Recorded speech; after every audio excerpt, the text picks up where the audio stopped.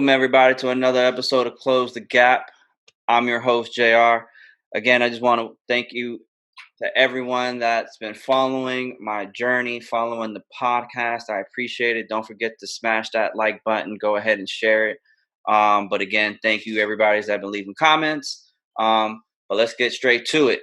So the person in the screen to the left of me, not sure where that's going to fall on your screen. But anyways, I've known this dude for about a very, very long time. Grew up in the same neighborhood, went to the same schools. When I mean I know this dude very well. I know this dude very well. But this guy has become more than just a friend. He's become a great businessman, a very smart marketer. Y'all might have seen this man DJ a few times. Definitely has run some successful parties with some very high name DJs in the Washington D.C. area, and probably some other more areas. Shit, I don't know. All I see is his Instagram page stays jumping. Anyways, I want to go ahead and welcome my man Brad to the episode. What's up, homie? What's good, my dog? Chilling, brother. Chilling, man. Again, I appreciate you taking the time on this Saturday, to jump on this podcast with me. So let's just get straight to it. So the first question I want to ask you is, do you remember the first thing that ever busted your ass when starting your production company? Man, honestly, like it's always been, I think still to this day, it always busts my ass is like just time management. I think when you become like an entrepreneur, right, you become just even as you grow up as a person, and you grow and then you have like families and then you have interpersonal relationships, time becomes a thing more than probably what I ever thought about as a kid, Yeah, 24 right. hours as a kid, what the fuck, like Yeah, facts. 24 hours, but like 24 hours as a, someone that's, my age, like in the late 30s, it's much different. So Yeah. Time management is one of those things that you take for granted when you're younger, but especially when you're starting your own business, right? Because if you bullshit the first maybe 4 hours of your day, that could be potential revenue lost. You could lose, potential new client. You're definitely, your time is definitely important. Hey, so Brad, tell my visitors who you are. You know what I'm saying? Tell me your origin stories, bro. What's going on? So music has always been like something I've always enjoyed. When we were in elementary school together, I would do like, I was in the band. Yep, I Playing, remember. Playing the clarinet. Yep. I thought it was just like a recorder, so it'd be super easy. But it turned out, not quite as easy. Right. And that kind of just grew over time. My good friends that live in New York now, Max and Sandy, they turned me on to like electronic music, like old school, like Cascades or like, House of OM, like David Morales type of like, good old house music, like that kind of stuff. Yeah. And, they really, once they turned me on to electronic music, that's kind of where I was like, man, I want to, I love the DJ. And but at that time, I was working for, I think, the Department of Defense as a contractor. Oh shit! Okay. Building IP networks, configuring routers, switches, firewalls. Yeah. Managing installations, like that was my thing. And then so doing DJing was like a hobby. Right. Like every other DJ, we started in the bedroom, and you kind of just meet the right people. You kind of just go out, and then you kind of, for me at least, I just went out to some parties. I was asking around, like who organizes this. Yeah. Just like try to meet people, and eventually I found. How did this come about? It was funny actually. My first gig was I met Jay Sean's DJ, I guess through some mutual friends, and I helped him get some shoes. And, which ones? I think it was some Yeezys or something like that. All right. it was like maybe like the OG like space gray ones or whatever. Like yeah, but Okay. Okay. and he promised me like a gig, and he let me open for him, and that was how I met like my business partner now, Naif. So he was my promoter, and I was the DJ. And So Brad, were you DJing while you were at Mason? yeah, I was actually DJing like house parties for just like some close friends, and that was how I just practiced. You know, I bought two turntables, CD turntables and a mixer from a guy in Fairfax off of Craigslist for $100. Nice. And from that point on, you know, I just spent every night after work in my bedroom DJing for myself, mixing songs, burning CDs, Right. you know, listening to mixes when I'm not like, you know, in the bedroom, you know, kind of just trying to understand how like a professional that gets paid lots of money like puts together a set, you know, like Yeah. an hour. You know, this DJ has an hour. How does he put together his like his songs and Now, did you follow anybody? Like, were you hold on, before I ask that question, what genre of music were you DJing in the beginning or I've always practicing with? DJed electronic music. You know, I grew up on you know hip hop. You know, like I Yeah. love my Wu Tang. I love my Gangstar. You know, Yeah, I I remember. love my fucking just you know just all those things in that era. You know, the Yeah, for '90s hip sure. hop was just you know The golden incredible. era. Yeah. Fuck You yeah. No, know, not a lot, you know. So, but then you know, I definitely DJed just strictly electronic music.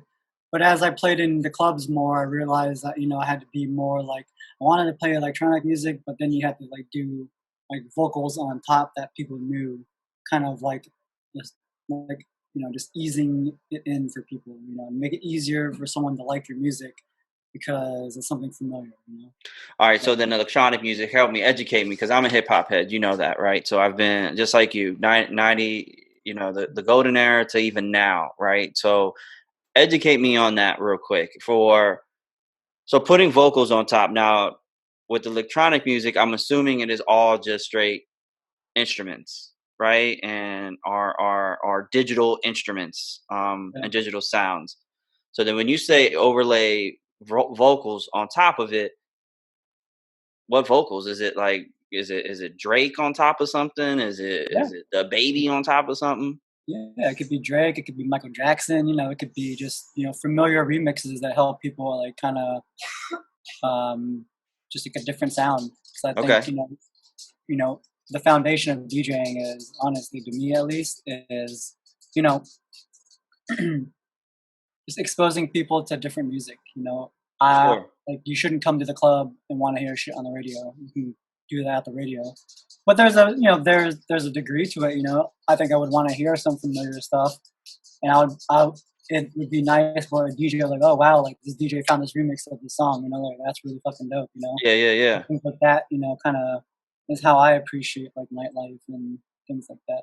Yo, I think that's pretty dope, right? Because then it can show your creativity, your creativeness of how you can create that sound. Because, like you said, you could take uh electronic, you know, music and then blend it with Michael Jackson, but and then blend it with different sort of artists, right? And you got to have the ear for that because you can't put some people with some shit. You know what I'm saying? And the people might look at you, especially being a DJ, and you're the one controlling the party, to be Yep. like, "Yo, what does this So do? it's a What very is important, you know, this?" you it's a very important job, you know. It's like you are the party basically, and Yeah, you can't really fuck that up because then everyone's affected. So yeah, yeah. You'll yeah. fuck up people's nights, and you might Mhm. fuck up some dude's game. Like he might be in the middle of talking to some Mhm. chick's ear, Yeah, and then you say some yeah, bullshit.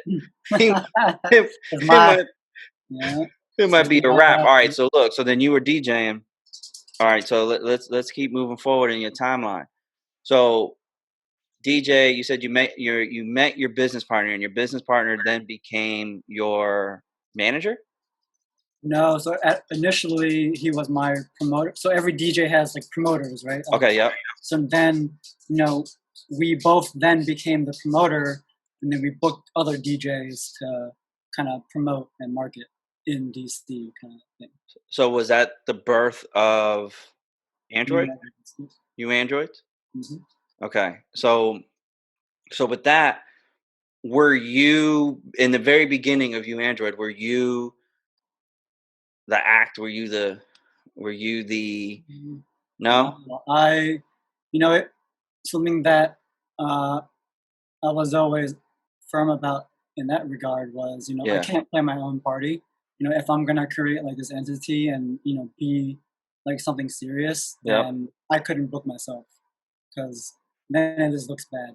Honestly, just an opinion. For Yeah, me, yeah. my and our business, because some people do like start companies and they play their own parties, but like for me, like if I'm gonna put my time and build a brand, I want other people to play for it, and that's kind of where like I realized that, DJing, while I loved it, I don't think that was the end game for me because I Mm. saw it as, you know, it was definitely a passion and I love Yeah, doing right. it, Right. but I didn't see it like I wasn't that good to make it like my full time career Yeah, because yeah. one, I wasn't making music. Um, and I just got really passionate about just kind of serving others. I kind of feel like Right. the music industry is like a service industry, and Oh, we're here to serve facts. others. Yeah, We're facts, here to facts. serve the fans. We're here to serve the artists. Specifically us, we're here to the artists. We're here to serve the fans, and here to serve the world and just trying to make it a better place and things like that. So it really sounds like you came into being with your business partner, you really came with that mindset like, yo, I'm trying to build a brand. I'm trying to build something here. So did you like where in your life did you end up saying, yo, I want to own something on my own. Like I want to do this shit like dolo because I mean, people and you know as well as I know, you had in that job working um your job, people stay with that shit for like ever. Yeah, it You feel was. me? So then what was that switch in your head to be like, "Nah, I'm ready to own my own shit." I don't know, man. Honestly, like, um, I quit my day job in December. Well, I think December 26. Basically, at the start of 2016 or 20. I'm trying to think. At the start of 2016 was when I kind of like quit my day job. And So these last 2 years, I've been on my own basically. But okay. in between, then I was balancing things, because Yep. obviously got bills to pay and shit. So it just comes in that time where you kind of just gotta jump. But I didn't really jump. I wouldn't say I was as prepared to jump as I was. I Let's talk definitely. about that. What do you mean by that?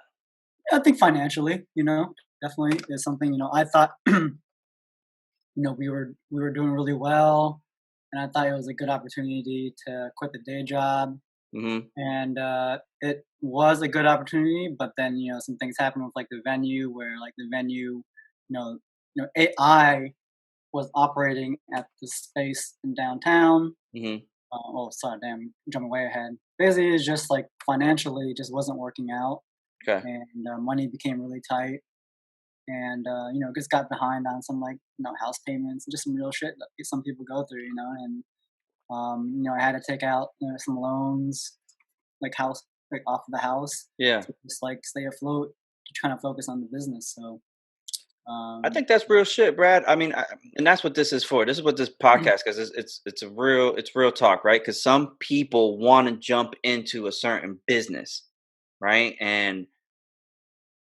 they don't know or they have this image, we could call it this Instagram image of everything is sweet. yeah, You feel me? When shit isn't always sweet, right? So was there a time during that season when you were pulling out the loans and you're like, shit, man, I gotta get some money? Were you always still driven, or did you ever have a time where you're like, fuck that, I need to go back to a 9 to 5? Or I was your think yeah, passion that strong that you was like, I'm riding this out? I think for anybody like listening and anyone that wants to do this, like you just have to not look back.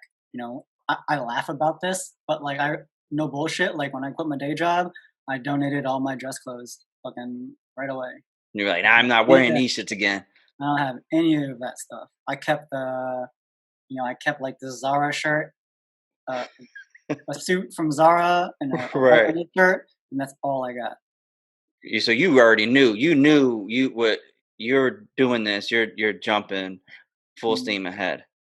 Yeah, I mean, I think luckily I had, some kind of thing to fall back on, and that is like, I had a degree and I had a lot of, work experience. I have a top secret clearance, so, luckily I had those things in my mind, Hmm. but like you still have to like just not look back, honestly, because there's no I way I was agree. going back to a 9 to 5 and working for Right. somebody else. I think that was like, as a contractor, one of the things I always tell people is like, you know, you're getting resold by the government and getting paid, they're paying me whatever, but they're reselling me for like 10 times that and I wouldn't get raises. So, I mean, that wasn't a good feeling to kind of do over 10 years. I give them 10 years of my life. Um, You're like pimped Honestly, out. like, would have been nice to just lay it up and kind of retire through that. But then it just really wasn't like where my heart was at. So, Right. All right. So then you start new Android. You're there. What's the first day look like? What's your first day of saying peace out to the government job? Now what? Like, where was your mind? Not your mind, but what was the steps? What the steps that you take was like what was going on? just being able to devote more time, so then I just Okay. started try to get more organized and you know um, getting out there to kind of research more and trying to find the DJs and really just spend more time doing exactly that because it's as like a concert promoter, we have to one find the music like A&R it, and try to discover it and be the first ones in, and then have those conversations with like either like the managers and then present your brand. So then I started really like honing in and crafting our messaging, Okay. what New Androids was, and work with my partner to really find some more venues to do stuff at. Um, So this around what year? So you said 2018, 2019? Yeah, let me get the exact. I'm sorry, something like we touched on was time, and I've learned that I'm really bad with like remembering time and like dates unless it's like attached to like a show. I Right. mean, like I remember it. My girl always kills me on this, but like last year, I honestly like I kind of forgot her birthday in a way, Oh, kind of. and Yeah, that was good she's for you. That probably a good look for you. forever gonna roast me for that. I'm never gonna let that down, but yeah, just time in general. So let's see. I have a specific post that I think I made when I had officially quit my day job. I'm trying to go back to that date. Here's why I asked, because as a new business and you're trying to grab the DJ or this artist, Yeah. how did you get them to trust you guys, this brand? How did New Android? How did you get them to trust you guys? That's that was always a hard part because you think about this entity of New Androids as a concert promoter in the DMV, and you have all these other entities like 930 Club. I Yeah. love them, like, plenty of their parties, like Right. iconic fucking place. U Street Music Hall, Mhm. the Fillmore, Howard Theater, Glow. I DJ'd for Glow, which is another electronic music promoter. In my time coming up, Right. and, there's just a lot of like uh, those companies are very embedded into the footprint of DC, but I still felt like something was missing. Like my partner and I, we definitely knew that there was like a wavelength of music that was not being focused on. And that's kind of where we came to like our need to create new androids. So Okay. So was that your pitch to the new artist that you were trying to get? Like, look, man, we're trying to just change shit up. Are you down or not? yeah, Type of thing. yeah. So I guess at that time, so it was the start of 2017 was when I officially like was on my own and had no day job. So Right. it was at that time I would say that there wasn't a focus on community we're creating something more than just like a party, right? Like Right. I remember honestly like pitching our party to a new venue that was opening up in DC.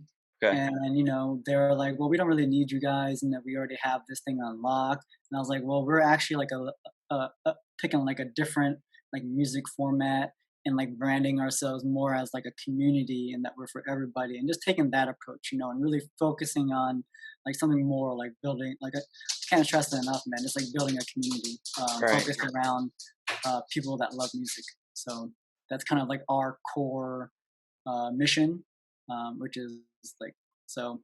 I think through that is how we got all these artists. We created this brand, and obviously, thank you Instagram and Facebook for allowing us to um, communicate our message out there. So we would send uh, these pages and our website and all these things to every single artist that we've ever worked with, and they took all those things in, and all these major agencies. These are like the William Morrises, the Hmm. CAA, Paradigm. These are like the top talent agencies, and they were like, "Let's do it." We So were, now you have them contacting you guys. yeah. I mean, they'll hit us up and like, "Hey, we have this artist that we want to bring through." But a lot of the times, it's the guys that do well are the ones that find it. So a lot of times, it was me or my partner reaching out to an artist manager or an artist and like, "Hey, we want to bring you to DC." And then through that, maybe sometimes we would get linked through like the agent or something like that. But All right, really, Brad. I don't mean to interrupt you, but let me stop you right there. Explain to the viewers and the listeners that process right there. What you just said. You were reaching out to the artist or the manager. Be 100 with me. mhm. How many times did you have to reach out before you probably got um a response or yes? Were you sliding into people's DMs? Were you emailing? What were you doing to get their attention to say, I'm gonna talk to Brad? Yeah, zero. I would say zero DMs. Everything was email and being persistent. Just How'd you follow. find their email? Everything's always listed on either like their website or Facebook. Okay. I mean, if you can't find it, then I don't know, this ain't for you. I think in general, if you cannot find an email address attached to something, I mean, you should be able to. Honestly, they put it out there. At least one email, as like elusive as some artists and people are, you Right. know, um, there's an email out there, and if you craft a good message and everything is punctual, and you don't attach a 100 megabyte file to your email, and you have a proper subject line, your email will get read. I think, you can expect, and what I've learned actually through my journey is that I will read every single email, Okay. that whether I respond or remember to respond, those two factors, weigh heavily on the subject of those emails. I think Wow. for major like executives that have billions of things going on, if it doesn't click in their minds as something that's going to work, then we kind of just got to move on, because I can't really to keep all these different threads open. Yeah. Yeah. I'd rather just kind of, does this work, yes or no, and then kind of, So then, how many emails would you say? All right. So you're sending emails to an artist, but in the beginning, I know you were like, "Yo, we need to get yeah. revenue coming in."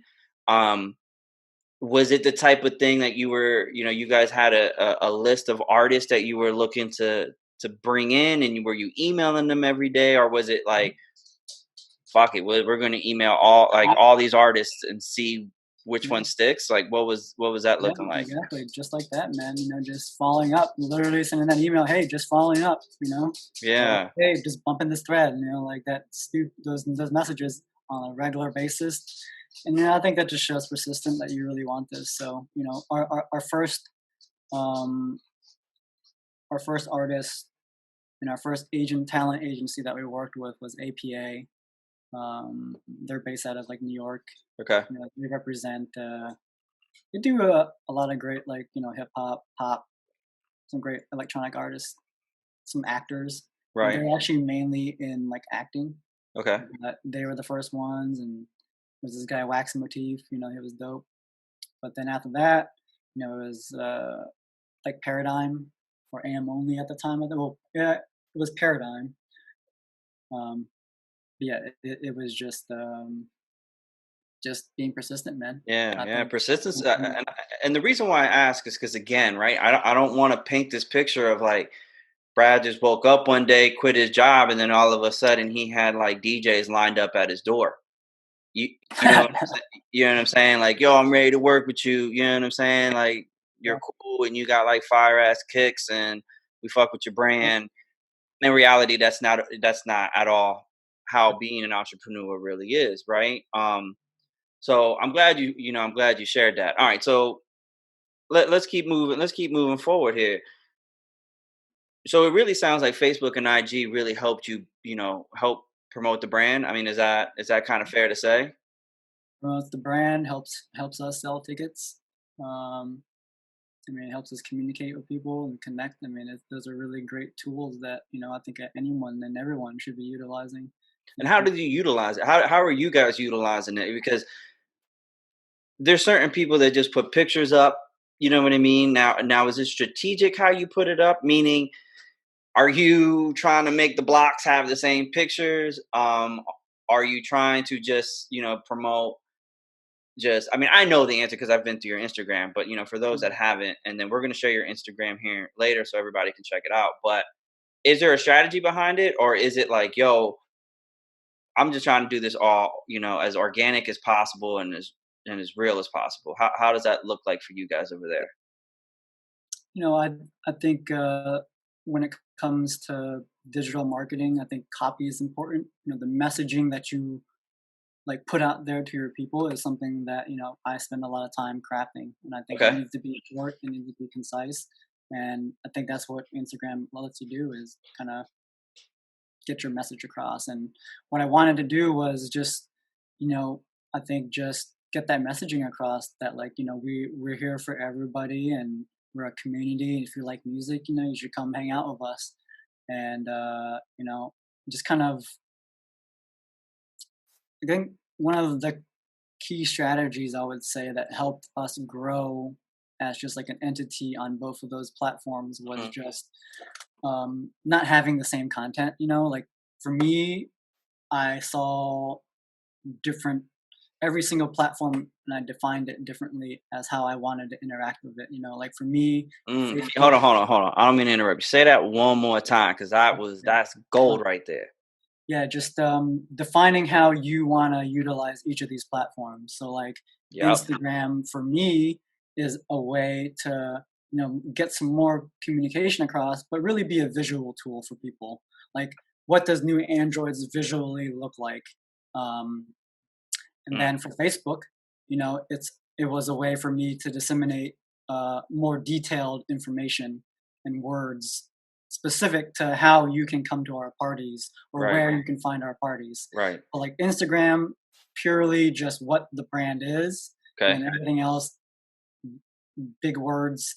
Anything more than like one or two sentences, that should probably go on Facebook, Yeah, honestly. agreed. Agreed. Yeah, because So as a marketer, that's the reason why I wanted you to say that again is because I've been preaching that for the last 4 to 5 years to businesses is to define your brand and have different brand voices technically within each brand with each platform. And I think that's extremely important because, like you said, long tail ad copies work really well with Facebook, right? Um, Medium to short tail ad copy really work good on Instagram because of the algorithm, right? Instagram is not just about the visual anymore; it's really about the copy, and there's character limits in Twitter, right? Twitter is a conversational type of platform, right? That's where you can go in there and have conversations. So I'm really glad that you mentioned it. I'm bouncing everywhere, but I have a question that just came into my head real quick. yeah, man. How in the world did you handle these artists? Because some of them can be divas. It don't matter what genre of music it is with the money. Like, how did you guys handle that being a new business? Did you guys have a set? budget? Like, how did that shit even work out? We have uh there's like a system, I guess, that most promoters have when it comes to paying DJs, and then we kind of analyze a lot of different things like their following, where they have played, um, and all these different things that kind of make up their brands, Okay. and do we like the artist's music? Do we like their brand? Do we Right. think all these things would resonate with our following? And then how much how much they resonate is almost directly related to kind of how much we would pay them. So, Okay. we wouldn't really deal with money directly to the artist.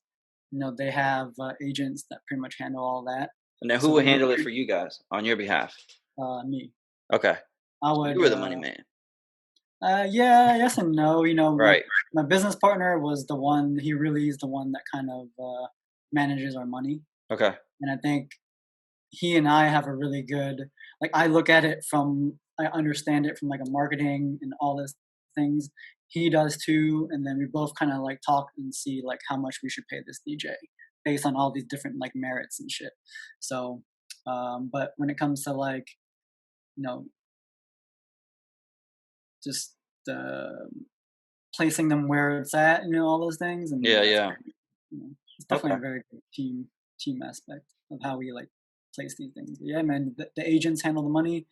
And then, once the artist gets here, honestly, like once they get to me and we're in person, like I honestly, out of hundreds of artists, I think at this point we're probably at like 300, Damn. 400 maybe artists that I've personally came into contact with, Oh And shit. honestly, everyone's usually chill. I've never had a bad interaction with any particular artist. Tour managers are like a different story, but they're there for a specific job. Is to like just Yeah. you know be I don't know. Some tour managers are mad chill and can get don't have to be like unfriendly, but some of them are not very friendly and they're just there to do a job, which I understand too. So yeah, Right. artists, I've gotten lucky honestly. So Nice. All right. So then, where was and correct me if I'm wrong. AI, right? yeah, so AI is like our pop up concept. All right. Where was that? How did that? How was that concept born, and why? AI came about because we needed to grow. We were like a Wednesday night party at a nightclub, and then we had like a few like Saturdays here and there. Okay. That wasn't really something like substantial, right? So then we kind Right. of had to find, and that also was a small venue. So like when you talk about booking an artist, you want to Mm-hmm. be able to present them an opportunity to grow too, because if you don't have like a good roadmap for an artist, like why would they play with you over this other That's big true. entity? So like Right. you think about like what we disrupted and why these artists want to play with us. So um, So then you said a yeah, pop up. yeah. So the pop up concept was like just getting our own venue. Having something that we can like a bigger space for our artists. So are So these different venues? Because I seen you've done like you had like a, was it a brewery that you guys were outside? It was like almost like a mhm, day party. That shit looked packed. yeah, that was a good And then market. you had one that was indoors.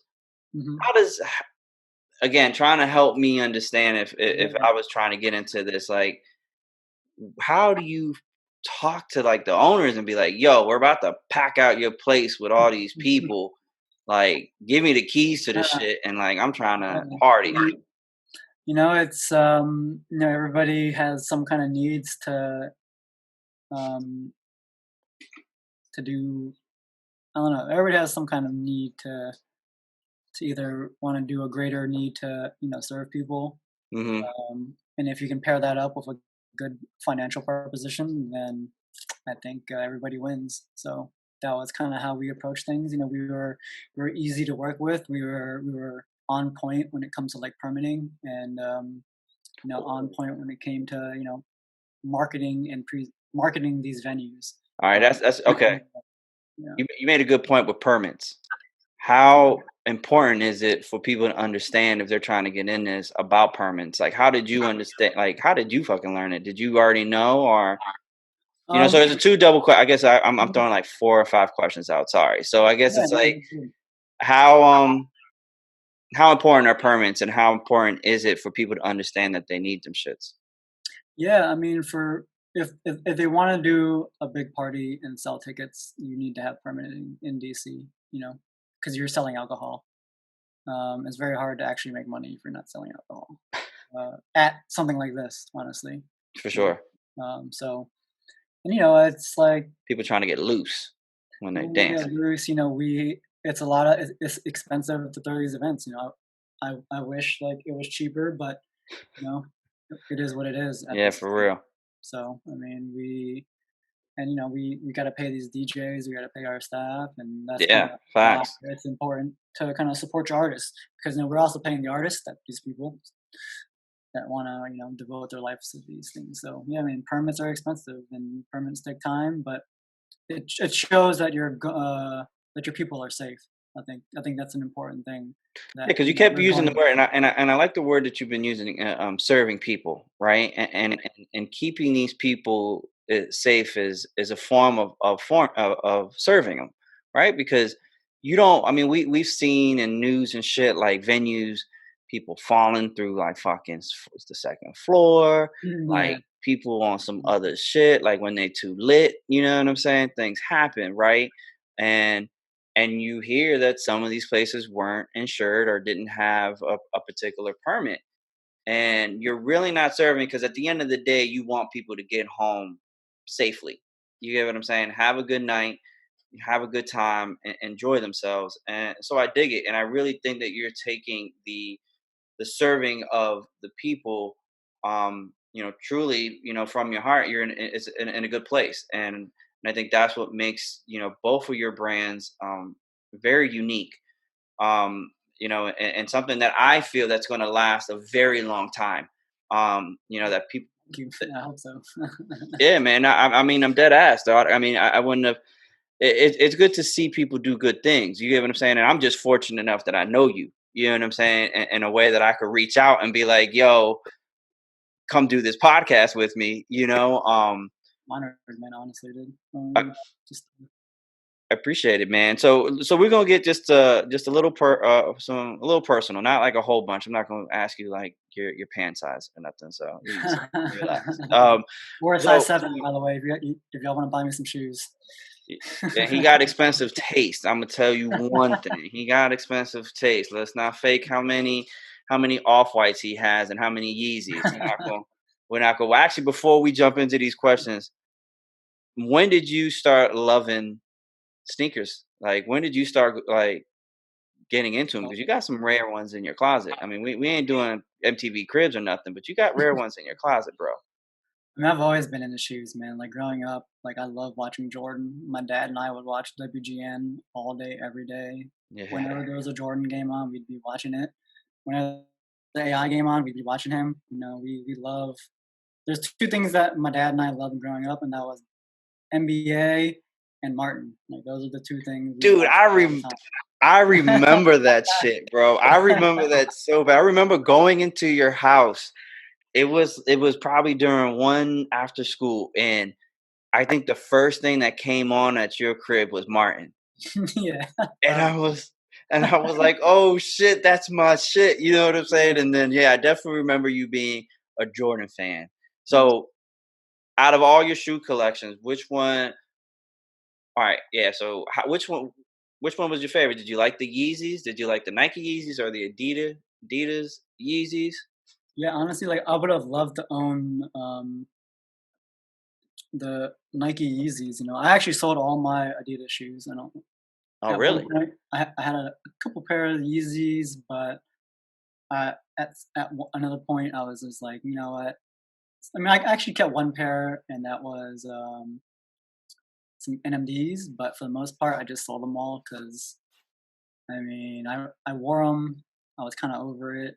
I didn't like love them like I love like my Air Maxes or my J's. Yeah, I was gonna ask you about how you feel about the Travis Scott movement, like the whole Travis Scott and the Jordan collabs. How you feeling that?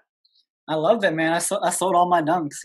I was an avid Nike SB collector. Yeah, Pretty me much too, had bro. a Yeah. lot of them.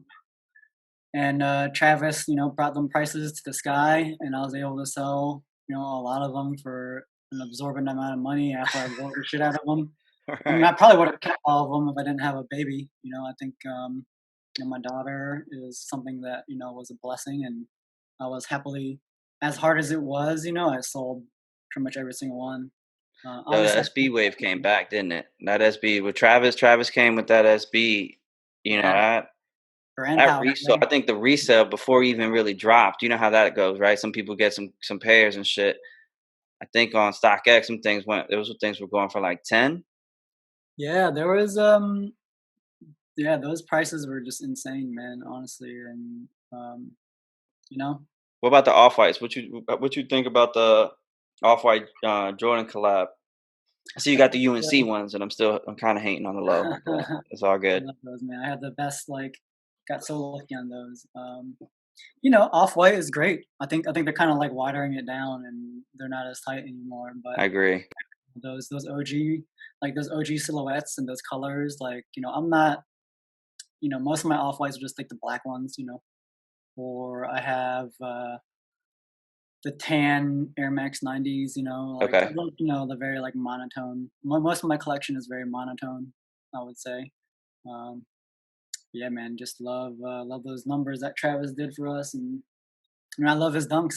I actually hit his dunks on a raffle No on shit. a thing, Nice. and got Yeah, I'm sick. really liking the way Air Max. I like the wave that Air Max is going. I'm not even gonna lie. I wasn't. I mean, I'm a big Jordan fan, big Jordan sneakerhead, and SBs. Um, Stayed rocking SBs, but then I caught my first Air Max when they dropped the anniversary pack, which were the white and red ones. Um, Ah, yes, yes, yes. so then when I caught Classic. those and I put them on my feet, I was like, man, these shits is comfortable. Like, Yeah. and then from there, I've been on that wave, and I'm gonna stay on that wave pretty heavy. Um, Nice. I but love it. sorry, man, Air Max hey, one. told you I'm going everywhere. I'm everywhere right now. No, I love it. That's just good I'm to see everywhere, you, bro. It's man. it's it's good to see you and catch up. You know what I'm saying? I wish the world was a little different. I wish I was closer, and then we could have definitely had this, in person. Yeah, this is Um, definitely a Corona kind of weekend, which is crazy that we're yeah. even, this is probably the craziest weekend of our lives Has that because there's affected nothing. anything with you guys?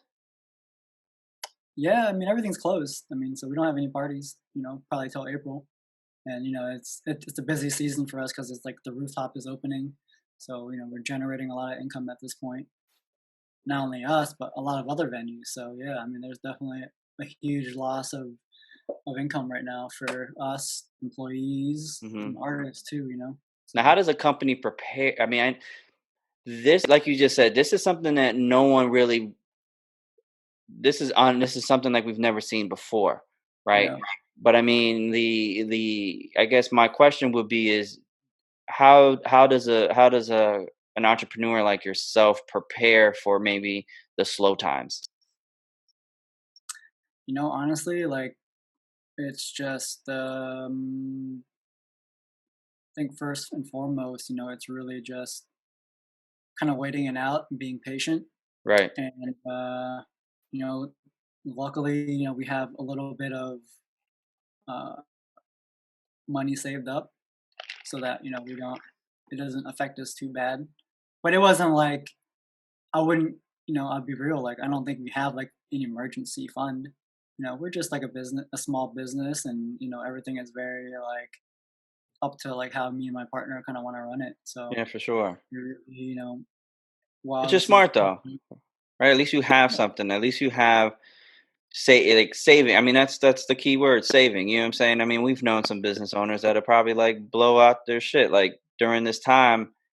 yeah, Doors are closing for some, and it's sad. But I mean, even let's just say if we weren't in the situation that we're in, even though slow times could affect businesses. So it's yeah, definitely one of those things to keep in mind is saving. like my man Marshawn said, stacking up your chicken. You know what I'm saying? Like protecting the chicken. Exactly. So Protect your money, and I think, for me,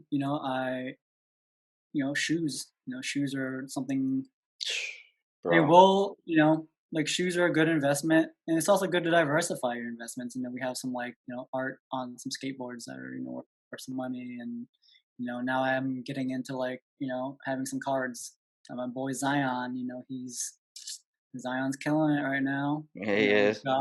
Jaw's balling too. So those two guys, trying to get back into just starting getting back into sports cards to kind of diversify my investments because Sport cards are coming back hard. You know what I'm saying? And there's definitely some income in there. I mean, if you know what you're looking for, know what you're looking at, you could definitely cash out. You know what I'm saying? With some cards. But that's interesting to say diversify. So do you look at any other do you model yourself, or do you follow any sort of like other business owners, or like big type of CEOs? Like, who do you look for inspiration, or um you know or try to model yourself after, if you are with Mm. behind anybody, if that makes sense? Um, I wouldn't say a model maybe after anybody, but there's some people that we're like as a group, which is like this group of like say like resellers, but we're in the business of shoes and sending them to New York or overseas and just kind of helping other people fulfill like their orders or whatever. But we have some people that we've been following, and we like for me at least, of all those people, like for the guys that I've resonated the most with was like Eric Thomas, the very good speaker, entrepreneur himself. He's a Hmm. really great motivator. Gary V is That's my another guy guy. that yeah, he's a smart guy. Yeah, for sure. Um, I've recently gotten into him and kind of seeing what he's talking about. He's pretty good too. So Yeah, I Gary know V there's some. definitely put me on to the cards. You know what I'm saying? Because I follow a lot after what he's done, especially when it comes down to marketing. Um, Uh, because his way of marketing, right? If you really just analyze what he does, any business can do, right? It's the quality of content, but it's not overthinking what you're putting out.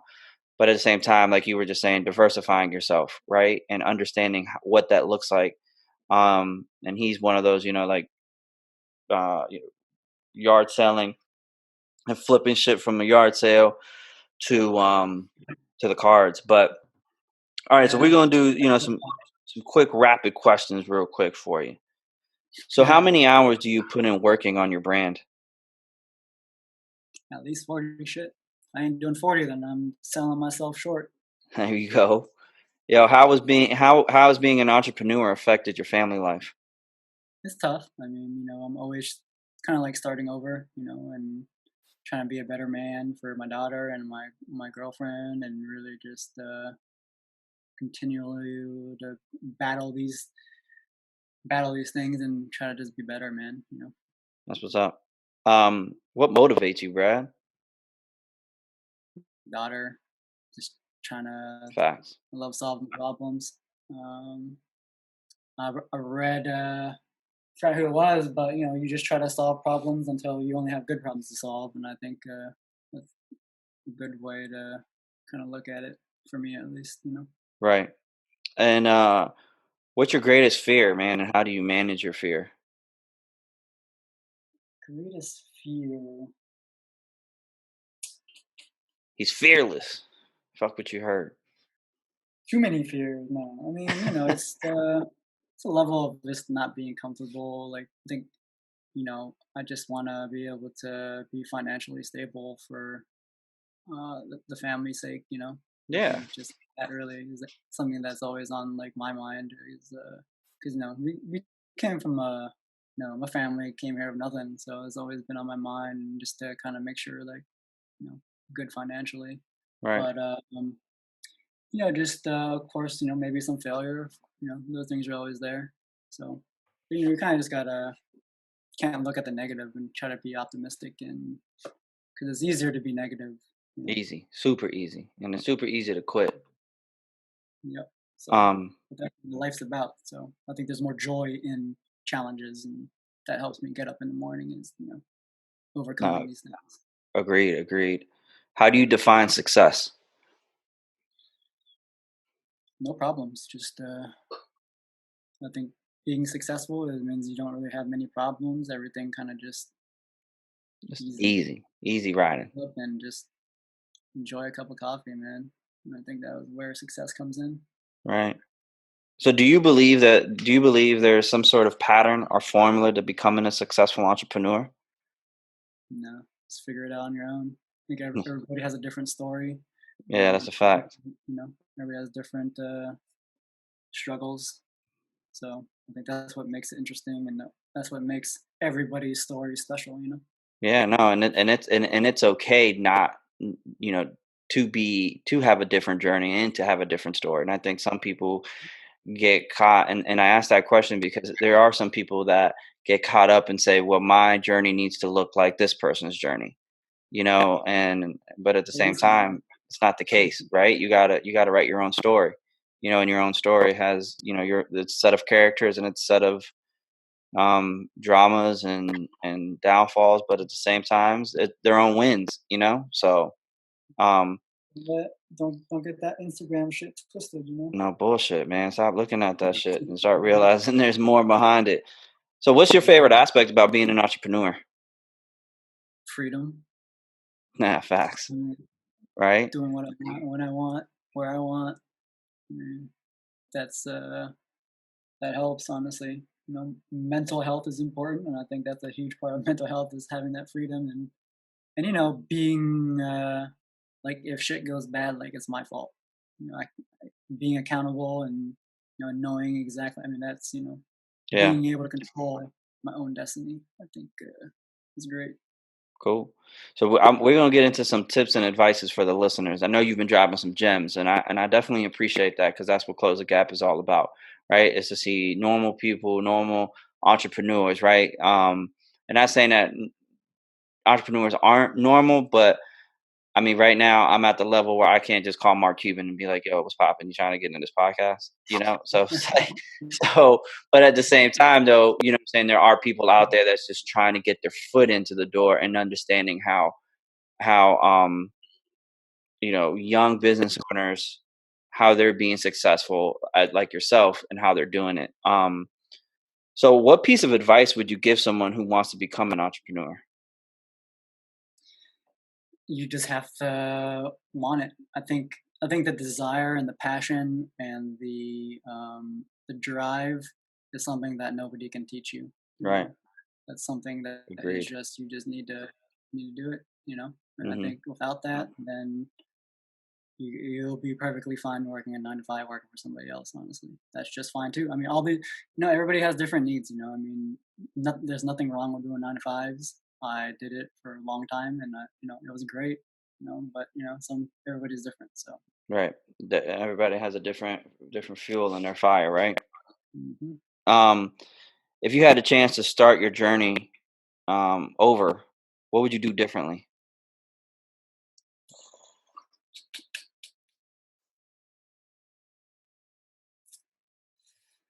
maybe waited to quit my day job. You know, You said maybe waited. ride that out. Waited a little more to quit the day job, just to be a little more financially stable, so I wouldn't have to, you know, be in debt. But I think it is what it is, though. Right. All right. I mean, yeah. If you had to do it over, that would be one thing. But you good now, so we straight. Yeah, we're um. still growing, Right. figuring shit out. Yeah. All right. What key activities would you recommend inspiring business owners to invest their time in? Is it like reading? Is it or just doing it? A little bit of both. I mean, I think you need to understand the industry that you're in and what other brands in that industry are doing and why they're successful. So, I spend a lot of time just looking at media and figuring out just innovate new ways to market our brand and then try to learn more about connecting with people, or just listening to music. It's just all forever a flowing thing. Right. I like it, man. I like it. So, Brad, tell people how they can find you on Instagram. What's your Instagram, your Facebook, and all that? My Instagram is at Bradley Piff, and the music company is at New Androids Music, and that's NU Androids plural, and then music. So my Uh, Facebook is Bradley Piff too. So you can find me there. I'm always down to answer questions, or you know whatever. Just so reach what? out. So what's next? What's going on with you guys next? What's the biggest event coming up? Ooh, biggest event is just rescheduling all this Corona bullshit, man. We have Facts. to figure out. We were booked almost throughout the year. Now we have to change shows from basically all of March plus probably most of April. The way that it's looking now, Mm-hmm. further back in the year. So really just like shifting our entire schedule out like a couple months. I think that's pretty much it right now. Yeah. Yeah. It's gonna be some work, but I mean, Yeah. it's hopefully everything is it gets chill, you know, sooner than later, right? I mean, shit. But hey, man. So All right. I appreciate you, Brad, man. Thanks so much for doing this. Thank you for dropping some jewels. You know what I'm saying? Again, man, it's my just pleasure, wonderful man. to see what you guys are doing. Again, you guys are creating something that's going to last a long time. And I honestly think it's going to start crossing state lines and crossing continents, and everybody's going to know who you guys are. Um, because again, what you guys are doing is you're concentrating on the people and not the revenue, right? And not the money. You're concentrating on serving the people, making sure they have a good time, and making sure that the venues are producing, good quality performance and entertainment. So Well, keep it hope to up, have my you. guy. Thank you, my brother. I hope we can link in person soon. Come out to some next time you're in Northern Virginia. Yeah, I gotta Cool. get my old self out, man. I'm the old guy at the club now. Yo, all I need is those the Jesus sandals and a Hawaiian shirt, and I'm Just chilling. keep me young, man. Yeah, yeah, yeah. Like I always say the Drake line. I'm not washed. I'm just not new. Yeah. You know what I'm saying? But look, guys, thank you for listening to another episode of and watching another episode of Close the Gap. Again, I appreciate you guys. Remember, go ahead and smash that like button, share. That's my guy, Brad. You guys already know how to catch him. Till next time, y'all. Peace. Thank you guys for watching. Hopefully this was helpful. Please smash that like button down below. The more likes this video gets, the more YouTube spreads this out for more people can see it. I do want to take the time to thank EMS, all our healthcare nurses, all our sanitation workers, truck drivers, grocery store employees, and everybody else on the front line out there taking care of us and our families. We appreciate you. Again, please hit that like button. Thank you guys for watching. Peace.